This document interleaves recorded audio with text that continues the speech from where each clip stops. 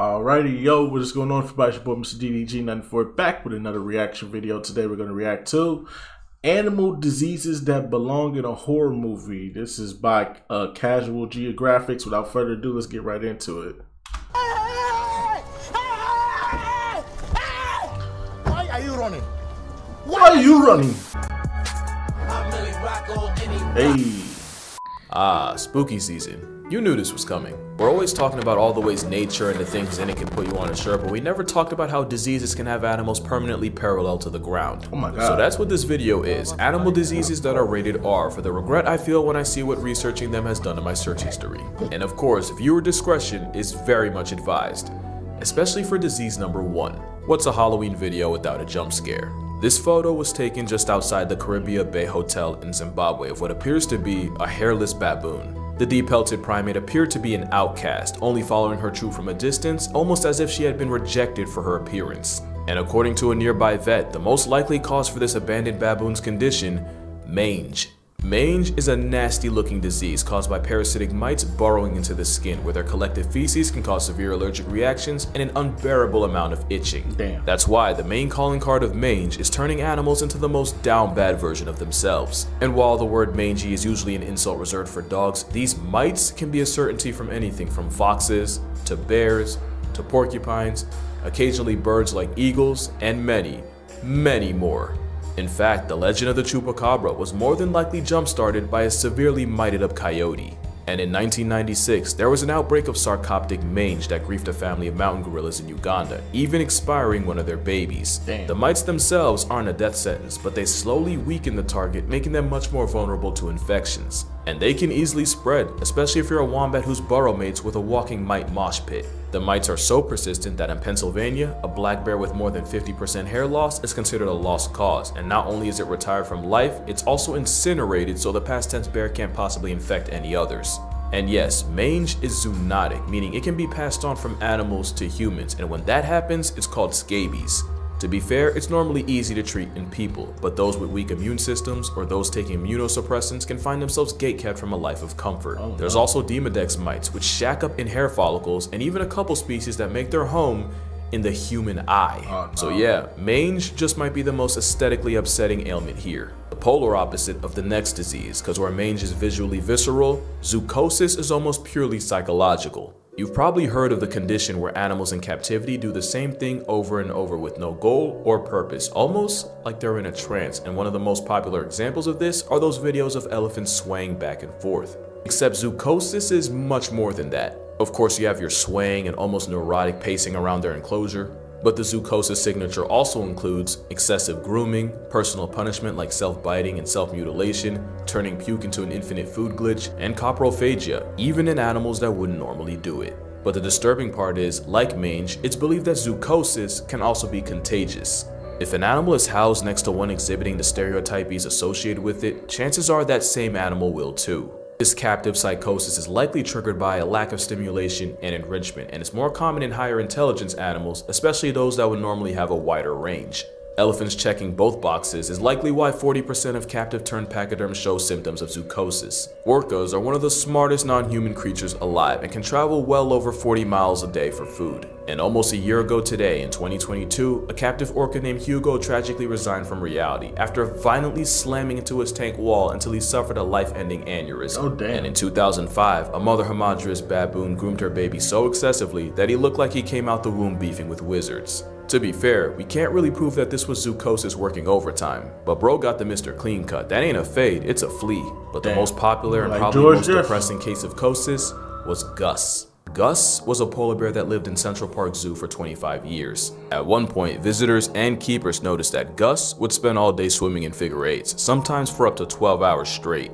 Keep in mind that polar bears can cover nearly 50 miles in a day searching for seals. Not only did the zoo spend 25 grand on therapy for the bear, Gus went on to make history as the very first zoo animal to be put on Prozac. Speaking of which, the 25,000 bones of behavioral therapy basically amounted to the therapist saying, "It be like that." This isn't an anti-zoo video or me trying to morally grandstand to y'all. I think zoos have the potential for a lot of good and a lot of bad. It's just that the bad can lead to a chronically pilled out polar bear. But wait, it gets darker. Because with how far removed humans have gotten from nature, there's a legitimate fear that humanity as a whole could be suffering from zoochosis on a global scale. That joke about us being no different than ants stuck in a death spiral becomes less and less of a joke as time goes on. Oh yeah, most definitely. Do you remember the Will Smith movie I Am Legend? Yes. You know, before his wife publicly neutered him and then smoked both his family jewels in 2-packs? Well, the post-apocalyptic movie started with a doctor attempting to re-engineer the measles virus in an attempt to find a cure for cancer, instead infecting 99% of the human race. A pretty good example of what can happen when humans try to play God with the natural order. Another example is what happened in Florida, specifically Silver Springs State Park. It's Florida's very first tourist attraction, famous for having a couple Tarzan movies shot there. And in the 1930s, tourboat operator Colonel Toohey was looking for a way to spice up his Jungle Cruise ride. So he brought in 6 Rhesus macaques and had them placed on a small island in the park. And it was at this moment, they f***ed up. Apparently, nobody involved was told that the monkeys could swim, and the moment they touched down on dry land, the macaques proceeded to swim out to the mainland. And following lots of multiplying without a calculator, there are now currently hundreds of rogue macaques, with a good number of them carrying a deadly herpes virus. Herpes B is an incapacitating condition that can cause severe brain inflammation, permanent neurological damage, and a permanent lease in a casket-shaped condo.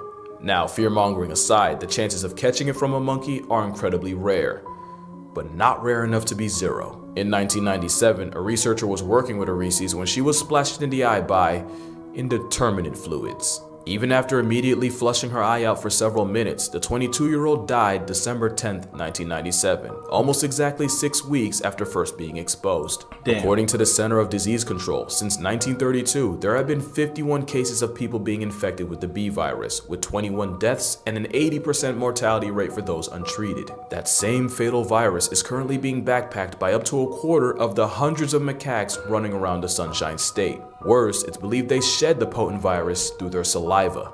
So far, there's no known case of one of these Marion County monkeys passing off the virus to a human. The problem is, the monkeys have managed to lose their natural fear of humans, and there was even one incident where the park had to be shut down after a family was threatened and chased by an especially malicious macaque. It's the worst kind of invasive, and it's 100% our fault, and although the virus peddling primates haven't caught a human body, it's definitely one of those cases of F around and find out. One of the most unsettling diseases in nature is a sickness that affects deer, known as chronic wasting disease, called so because it essentially destroys the animal from the inside out. In fact, this type of disease is a transmissible spongiform encephalopathy, a name that literally comes from the fact that it causes several sponge-like holes in the brain. It's like the forbidden final boss of trypophobia, and it's caused by a single misfolded protein known as a prion. This prion triggers a chain reaction where the only outcome is a canceled life subscription, and the only thing the victim can do is wait for the sweet release of death.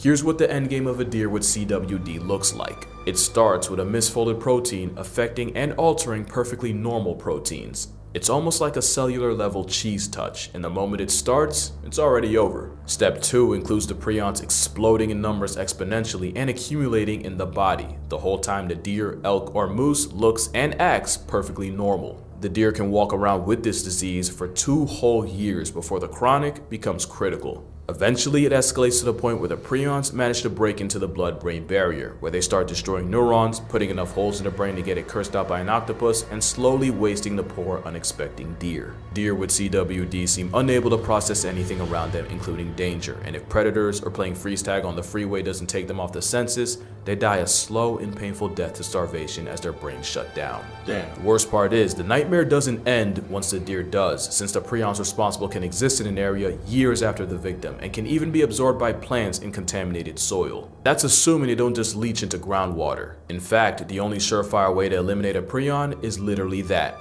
fire. Except, it's not as simple as cremating a casualty. That'd be too easy. It's said that it takes heat at a minimum of 900 degrees Fahrenheit or 482 degrees Celsius to properly pack up a prion, and some sources say to hike that up to 1800 to be safe. But the part that makes prions one of the most horrific things not native to a horror movie is where they come from. It's believed there are 3 main factors that cause prion diseases. Genetics play a relatively small part, with only 10 to 15% of cases in people being attributed to them. The second and by far most common cause is the disease being sporadic. Basically, that just means that not even science can fully explain where they come from, but that it's like it happens out of nowhere. And the third is an infected deer contaminating something like a water source or a feeding station with body fluids and passing it off to the next. And remember, not only can prions insist on existing years after the fact, keep in mind that most infected deer look no different from any other right until it's time to disconnect from interface eternally. That means that the three main causes of wasting disease are completely RNG, and that is remarkably terrifying. And it's not just deer that can get packed up by prions. There's mad cow disease in cattle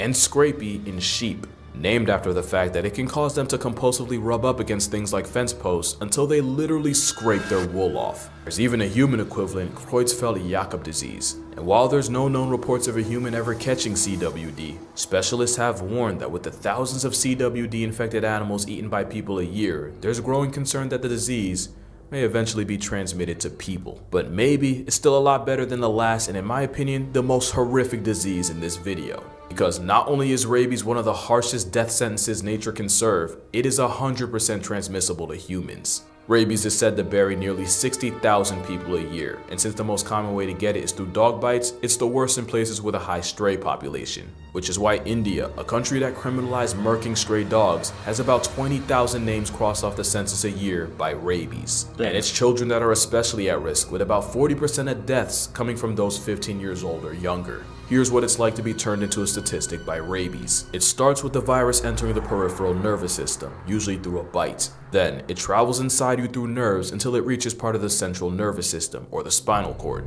From there, it's a straight shot directly to the brain, and at this point, you can start drafting your will cause ain't no way. While you can treat the virus before it reaches the brain, once it does, you're almost guaranteed to become a WUS. The virus then multiplies, then spreads throughout the body, slowly killing you from the brain out. But the underrated and truly sinister aspect of rabies is how it seemingly rewires your brain for its own purposes. One of the telltale signs of rabies is a crippling fear of water, where just the sight or suggestion of it can cause incredibly painful spasms in the throat and larynx. At the same time, the virus attacks the salivary glands, causing excessive drooling and the foaming at the mouth the disease is famous for. And that's because the virus is most concentrated in the mouth, and swallowing or drinking water would dilute it, so the hydrophobia helps keep the mouth and all the nastiness inside as potent as possible. And that's not the only way rabies manipulates its mark. There's believed to be 3 stages of rabies in animals. You got the prodromal stage, and that's where the animal might start showing minor changes in behavior. And then you got the phase likely everyone associates with rabies, the excitative stage. It's been called furious rabies since it's characterized by heightened aggression and random outbursts of violence.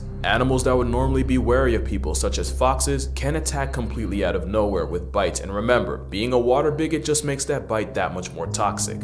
And then there's a paralytic or dumb stage, where the animal appears unaware and disconnected from the world around it. This is where you might see a normally introverted mammal show zero fear in humans, but don't be fooled, they're still liable to bite to serve the virus's purpose. The nightmare usually ends with the animal flatlining to respiratory arrest as its body finally just gives up. And your fate is almost no better if you're a human, since rabies has one of the highest KD ratios of any disease, even though it's also one of the oldest. It flexes a nearly 100% fatality rate, but nearly means there's still a chance. In 2004, 15-year-old Gina Giese contracted rabies after being infected by a bat, and the moment she started experiencing symptoms, she was, statistically speaking, a walking corpse. Dr. Willoughby, who had studied up on rabies, figured their last chance was to put the teenager in a coma in a last-ditch effort to save her brain and give her body a reasonable chance to fight off the virus. About a week after she was induced, Gina miraculously started producing rabies antibodies, and after Euro-stepping death, she would go through the grueling rehab of relearning how to walk, talk, and even stand. Cause even when you're lucky, it ain't easy being Giese. She became the first person to ever survive the rabies virus without a vaccination, and even went on to start a family. But don't get it twisted, the Milwaukee protocol that saved her has been used on 41 people, and only 6 have survived. The ones that do still run the risk of waking up severely disabled, which is the best you can do when negotiating with death, since that's exactly what treating rabies is. It's a horrifically debilitating disease, and even though it takes about 1 to 3 months to show symptoms after being infected, there have been cases of people walking around with the virus for 7 years. At the same time, if the virus manages to invade you close enough to your brain, you can easily be down bad less than a week after being exposed. With a virtually 100% kill rate and the thousands that lose their lives to it a year, it's definitely one of the most unforgiving viruses out there. Which is why the greatest basketball player of all time isn't Michael Jordan, LeBron James, or even Kobe Bryant. It's Manu Ginobili. Because during a Spurs-Kings game in 2009, a bat managed to find its way inside the arena, causing everyone to immediately panic. Until the 6'5" Argentinian backhanded the bat and put it out of commission, and proceeded to help lead his team to a 20-point win, along with a victory by TKO against the bat. Damn. One man managed to potentially solo one of the deadliest viruses of all time, and he wasn't even a starter. And you'll never guess what day this happened. Yeah, that's right. Happy Halloween. And stay safe out there. Damn. Shout out to Manu Ginobili. Anyway, so just go about doing it for this one. I'll see y'all in the next video. Till then, peace out.